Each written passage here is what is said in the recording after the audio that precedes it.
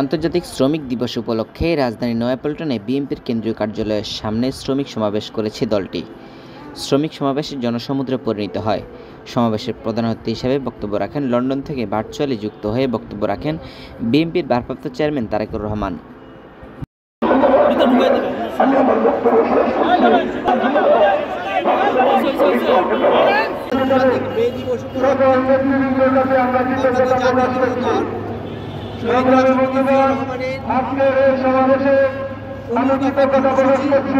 মহান স্বাধীনতার কাছে বহুদলীয় গণতন্ত্রের প্রবক্তা বাংলাদেশের জাতীয়তাবাদী একটি রহমানের কামনা করছে।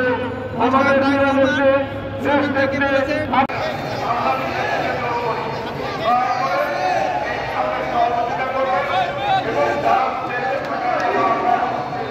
রহমানের নেতৃত্বে শ্রমিকদের ন্যায্য দাবি আদায় হবে, এটাই আমাদের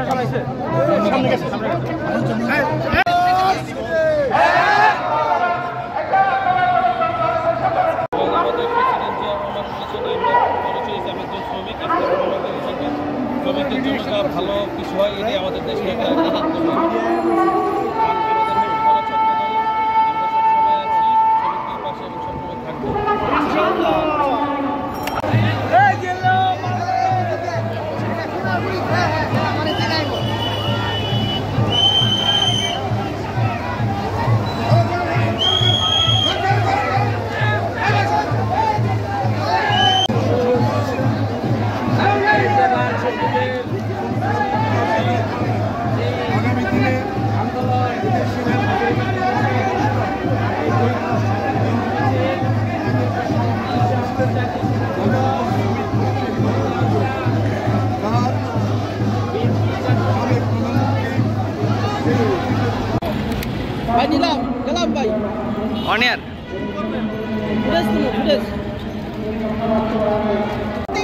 আমরা শক্তিশালী ছিলাম এবং আছি এবং একসাথে আমরা এগিয়ে যাব এবং একতা নিয়ে আমরা চলবো এবং আমাদের অ্যাক্টিং চেয়ারম্যান ওইখানে বসে বসে সে সূত্রে বসে নাই, সে সর্বোচ্চ জনগণকে এক করছে এবং এক করেই আমরা রাজপথে আসছি এবং ইনশাল্লাহ আমরা ডিসেম্বরে নির্বাচনে যাব।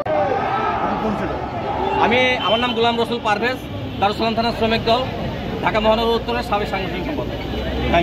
তারেক রহমান বাংলাদেশের আপডেট এবং উনি আমাদের 18 কোটি মানুষের নেতৃত্ব উনি হাতে নেবেন, দেশ ভালো চলবে ইনশাল্লাহ।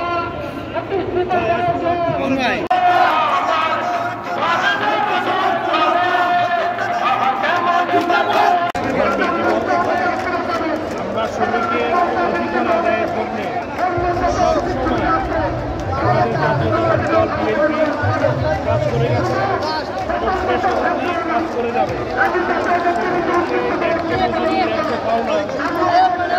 বাংলাদেশের সবাই